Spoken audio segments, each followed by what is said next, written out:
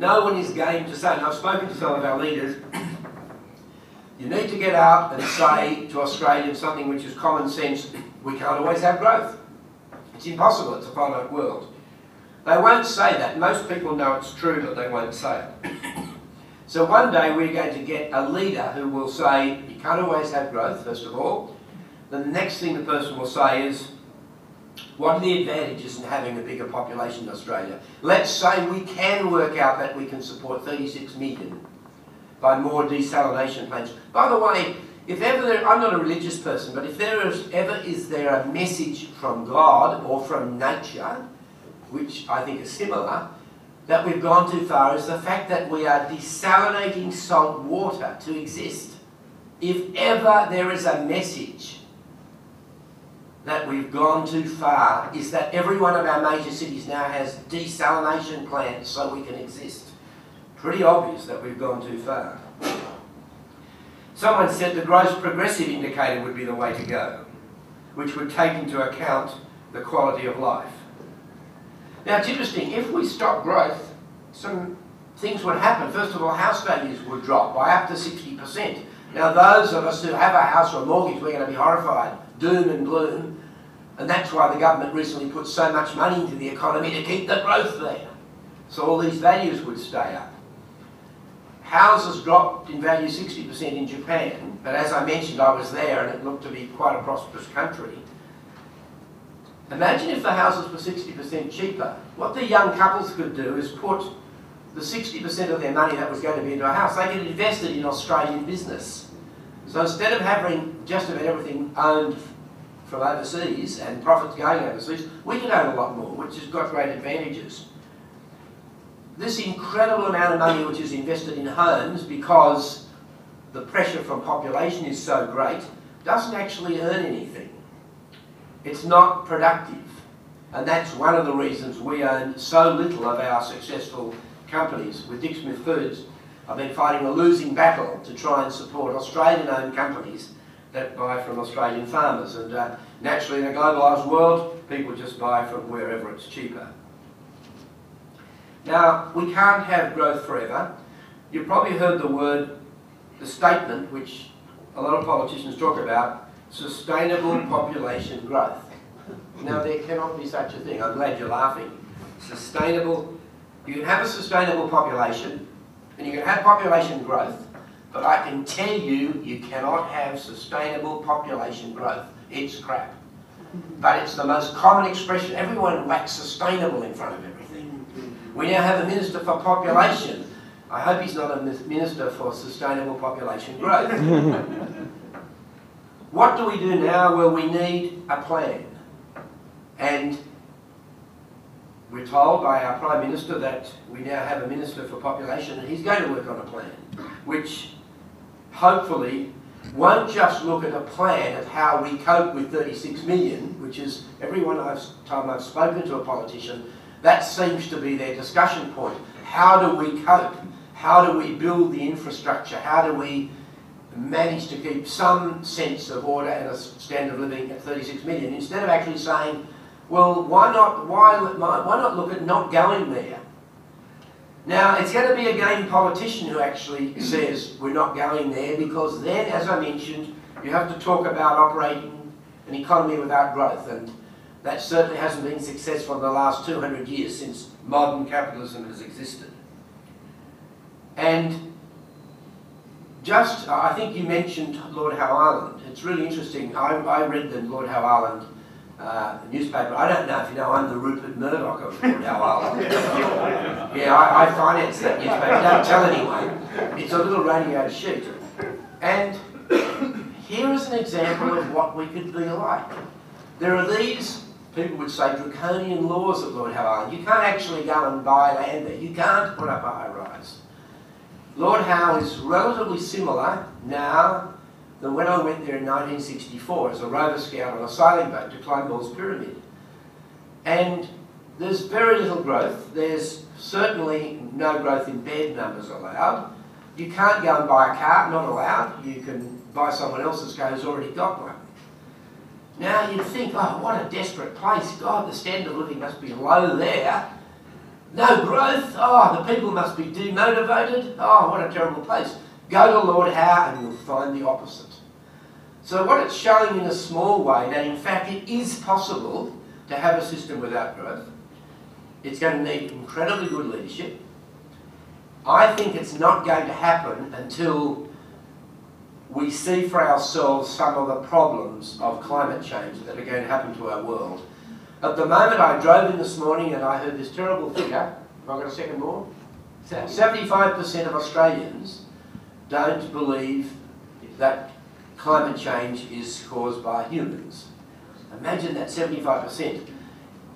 I can tell you, I can almost do a formula. If you're over 60 and you're wealthy, you don't believe in human-induced climate change. It's quite interesting. The sad thing is, let's say you're wrong, it won't affect you. It won't affect someone at my age. The next 20 years, it's not going to be a real measurable effect. But our children and grandchildren, it will be. I get barraged with emails from my, some people would say, right-wing wealthy mates about global warming not being a fact.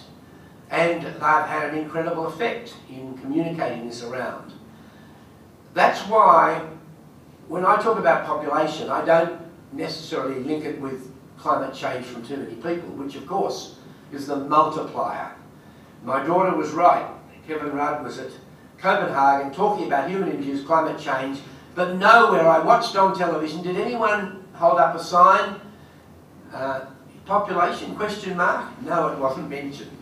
Quite amazing. Well, I know it was by groups like SPA, but eventually got no publicity on it. So what I've been doing is concentrating, and hopefully my documentary will concentrate on the fact, why? Okay, if you want to delude yourself, or maybe the global warming scientists say they're only 90% sure that we are affecting, 90%, that's pretty good for me. If I was going to get onto an aeroplane, there was a 90% chance something was going to go wrong, I wouldn't want to get on it. But let's say the 10% chance of us not causing the problem is the correct answer. Quite apart from that, having more people, as I mentioned, is all downhill from here on for most Australians. That's what we've got to communicate. Kelvin Thomson is the starter. I'm his disciple. I've been out communicating with the public. We need to get a young person, a young Turk they used to call them, who believes in this. We've already got a young Turk here, haven't we? Stand up, Will. What's the name of the party again? Stable Population Party, Dick. Stable Population Party. And I would support, he's nearly got 500 members. Yep, we're on the precipice. Right. And on the precipice. There will be new young people coming along who will have the gift to lead.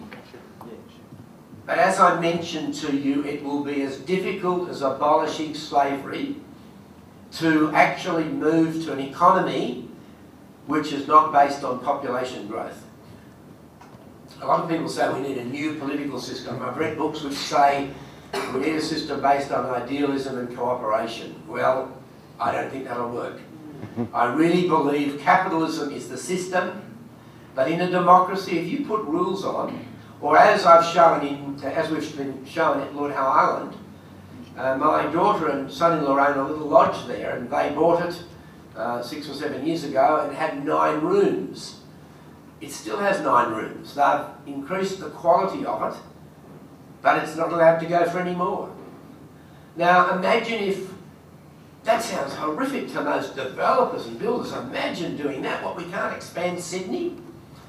But it's interesting because we're almost told, when I was up filming in Ku-ring-gai, where we are knocking down houses that some of them are only 6 or 7 years old to put up high-rise, we're told, well, you have to be responsible. People want to come and live here.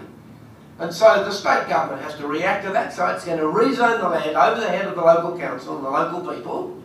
We're going to knock down the houses and put up high-rise, and if you don't sell, you're irresponsible. And I filmed one house, number 1 Pymble Avenue, Pymble. Most exclusive address in Australia, if not anymore. It's this house owned by this little old lady. She didn't want to sell. She now has 6 stories. She doesn't get the sun until 12 o'clock. Just destroyed the whole place. And that's the logic, that more people want to come, so we should provide for them. why can't we look at Lord Howe Island where the people have made the decision? It's quite selfish, by the way, but borders are selfish.